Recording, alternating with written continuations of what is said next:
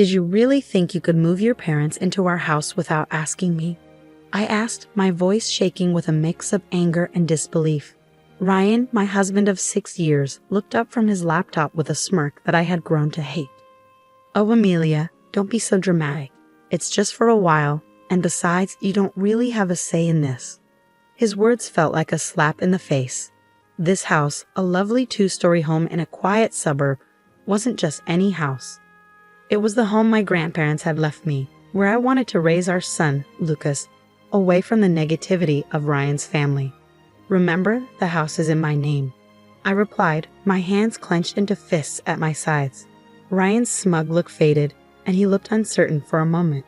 Our 2-year-old son, Lucas, walked into the room, and I forced a smile for his sake. He didn't know about the tension between us. His chubby hands reached up for me, and I picked him up, kissing his forehead, trying to calm down. I'm not okay with this, Ryan. Your parents have never respected me or our space. Why now? I asked, trying to keep my voice steady. Ryan shrugged, which made me even more frustrated. Their family, Amelia. You wouldn't understand. Family. The word echoed in my mind like a taunt. My own family, who ran a small but loved coffee shop in town, had always been my safe haven. The doorbell rang, interrupting our argument. Through the peephole, I saw them, Ryan's parents, with suitcases in hand, ready to invade our life. My heart sank. Fine, Ryan. Let them in. But this isn't over, I said, handing Lucas to him before opening the door. Amelia, darling, Ryan's mother said, walking past me without even looking at me. His father followed, a stern man who had barely acknowledged me since our wedding day. As they settled in, making themselves comfortable in my living room, I felt the familiar sense of being invaded. This was just the beginning, I realized. But as I watched them, something inside me changed. I was done being the obedient daughter-in-law, always bending to their wishes. I went into the kitchen, my mind racing. This was my home, my safe place, and I was ready to fight for it. The next few days became a blur of unwelcome changes. Ryan's mother, Elaine, had a way of making her presence felt in the most suffocating way. She rearranged my kitchen, criticized my parenting, and acted like our home was hers. Lucas shouldn't be eating that, Amelia. It's not healthy, Helene said one morning as I prepared Lucas's breakfast. I held back a sharp response, feeling the familiar sting of her judgment. He's fine, Elaine. It's just cereal, I said, shaking my head. In our house, we believe in a proper diet. You really should learn. Her comments were like needles, each one poking at my patience. Ryan, as usual, was no help, lost in his work and unaware of the growing tension. One evening, as I put Lucas to bed, Elaine barged into his room. He's still not sleeping through the night. You must be doing something wrong, she said. Her words were a blow to my confidence, making me feel like a bad mother. I'm doing the best I can, I snapped, unable to hold back my frustration. Your best isn't good enough. Maybe if you had a real job and some structure in your life. I felt a surge of anger. This is my house, Elaine. You're just a guest here. Don't forget that. Her laugh was cold and dismissive. Oh dear, Ryan never mentioned how out of touch you are. This is his house too, and as his mother, I have every right to be here. The next day, I hit my limit when I found Elaine in Lucas's room, going through his drawers. What do you think you're doing? I demanded, my voice shaking with anger. I'm just organizing. This room is a mess, she said without even looking at me. That's it. I want you out of my house now, I shouted, feeling a mix of anger and desperation. Elaine turned to face me, looking surprised but not sincere. Your house? Oh, sweetie, you're just the wife. This is Ryan's house too, and he wants us here. I stormed out of the room, overwhelmed by thoughts. Ryan's betrayal, Elaine's intrusion, and how they ignore my feelings. It was all too much. I was tired of being pushed around and having my home taken over by people who didn't respect me. That night, as I lay in bed, I started to make a plan. I was going to take back control of my life, my home, and my son's future. Ryan and his parents had crossed a line, and they needed to understand that I wouldn't be their doormat anymore. The fight was just beginning, and I was ready. A few days later, during a tense dinner, Ryan dropped a bombshell. My parents need to stay with us longer. Their house is being renovated, he said casually, as if it were no big deal. I felt my blood boil. Longer? Ryan, we never even talked about them staying here in the first place. He shrugged, avoiding my gaze. It's just for a few more weeks. What's the big deal?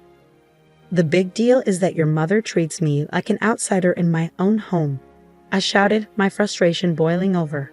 Elaine, overhearing us, jumped in with her usual condescending tone. Amelia, you're overreacting. We're family. You should be more accommodating. Their words only made me more determined. I wasn't going to let them walk all over me anymore. It was time to fight back. The next morning, I called my brother Alex, who had always been my support. They're taking over my life, Alex. I can't handle it anymore, I said, trying to hold back tears. Alex's voice was strong and encouraging.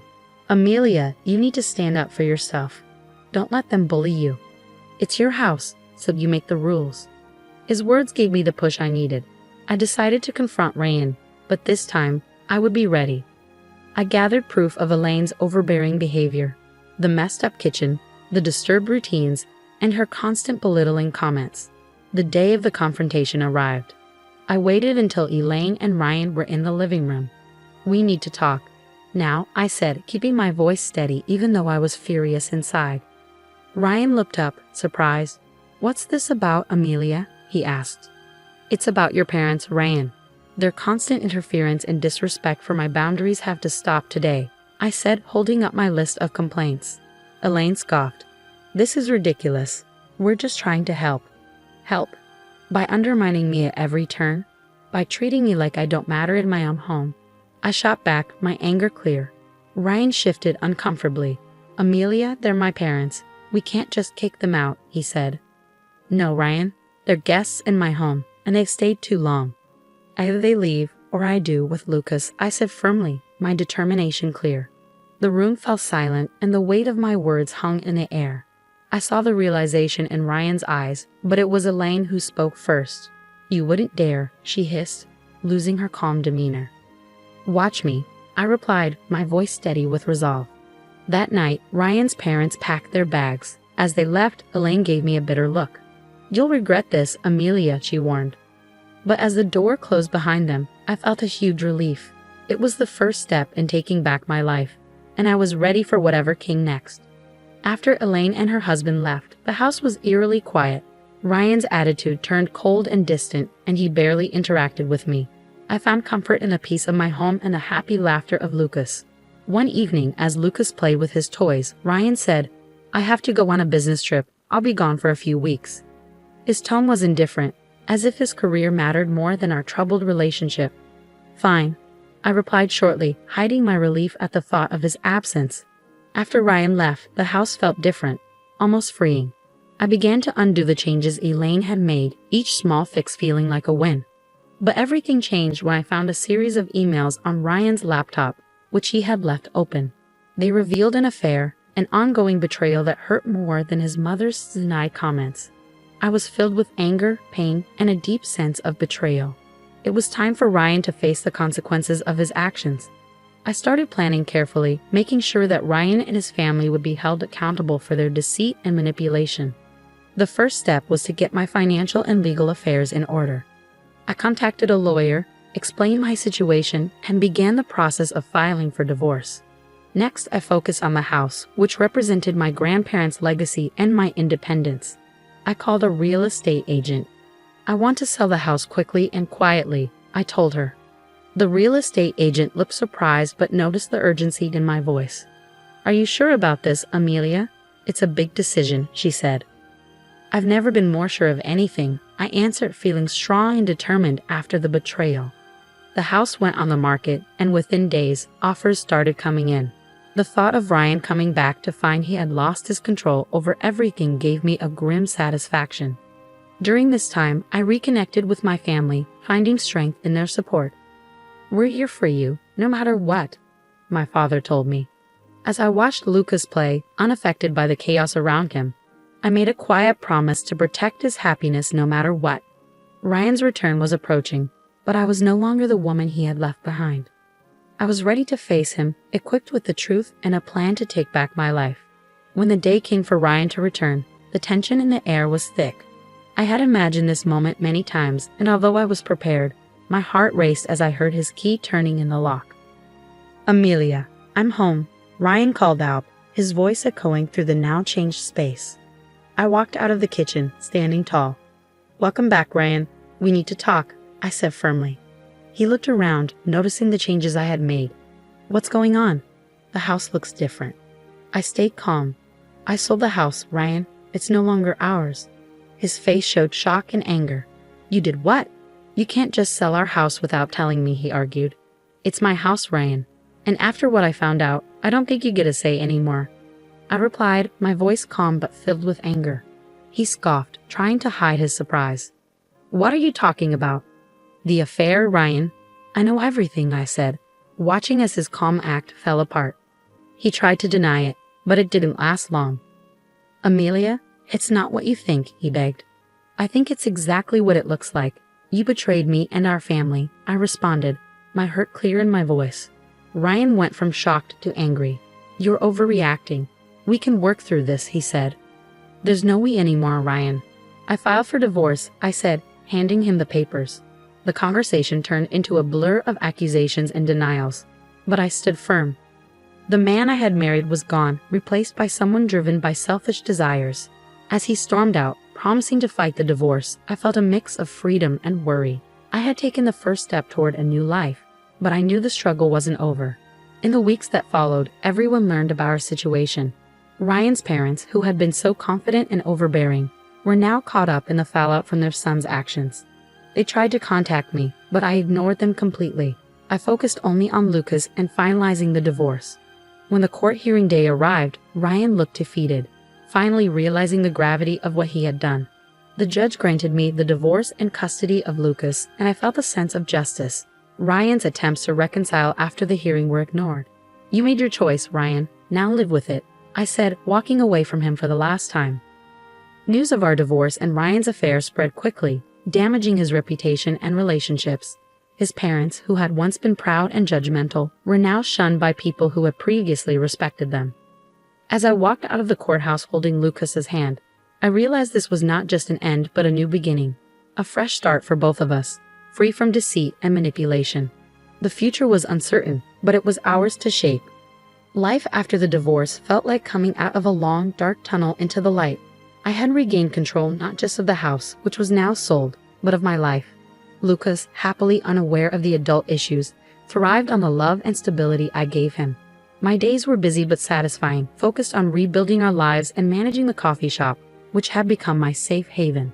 Still, the shadow of Ryan and his parents lingered.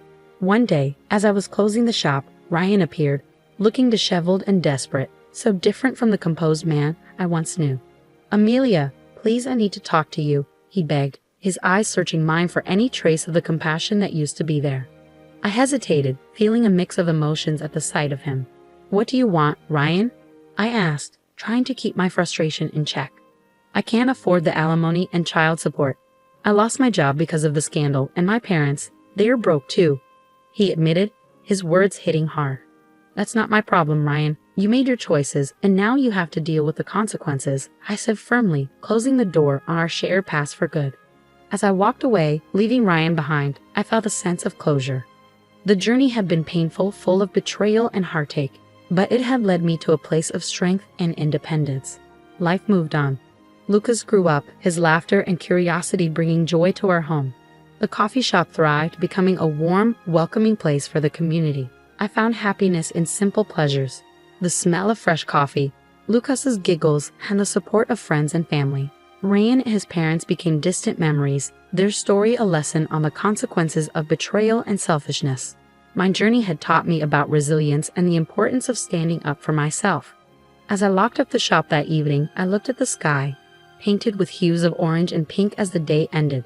I smiled, holding Lucas's hand tightly. Our future was uncertain, but it was bright. We were moving forward, one step at a time, into a new chapter of our lives.